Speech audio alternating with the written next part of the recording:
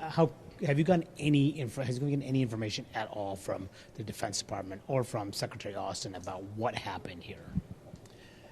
No, and we have a lot of questions. I just think we're going to have a hearing about it. But we do know some very troubling things. The Secretary left his home in an ambulance. So this was a serious matter. Did he have to have surgery? Was he put under a general anesthetic? Was he in some way medicated to the point where he couldn't make decisions? Also, we have information that this has happened several times before, that it's not unusual. I think members of Congress are going to be interested in finding out when those occurrences were, and were congressmen and senators notified on those occasions. There's a reason this is in the statute, that when the chain of command is altered in this way over decisions that are really, really very significant, the Congress has to be notified. And so I'm going to be interested to know the extent to which they ignored the statute, didn't include a co-equal branch of government, and when it might have happened earlier. So, how many instances has this happened before with with Secretary Austin specifically? A spokesman said this happens every so often. And I don't recall our committee being notified every so often about this sort of thing.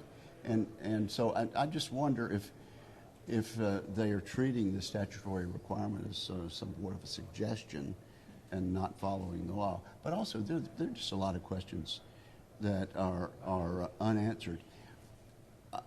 Our adversaries are watching this, and we have people out there who wish us ill in the Indo-Pacific, in the Middle East, in Europe. And are they concluding that sometime around Christmas and New Year's, when people are on vacation, when perhaps staff members are taking a little leave, is a good time to try something? It seems to me, with the Deputy Secretary on vacation, not being fully notified until perhaps Tuesday, until perhaps Thursday, with the National Security Advisor not being fully notified for several days, it's a concern to me, and it's a concern because we're in such a dangerous world. Well, what lesson does Vladimir Putin learn from this? It's a lesson that we're not being totally cautious. Should he resign? I'm going to hold off on saying that. I think we need to have a hearing very, very soon about this.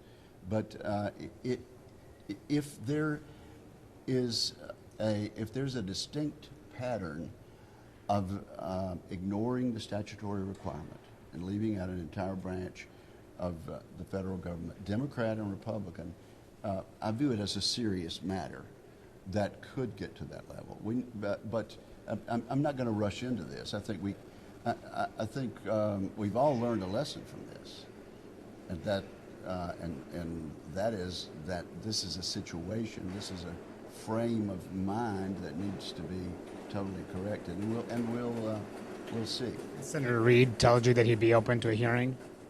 I have not talked to Senator Reid. I know he issued a statement a few moments ago, which I haven't had time to digest fully.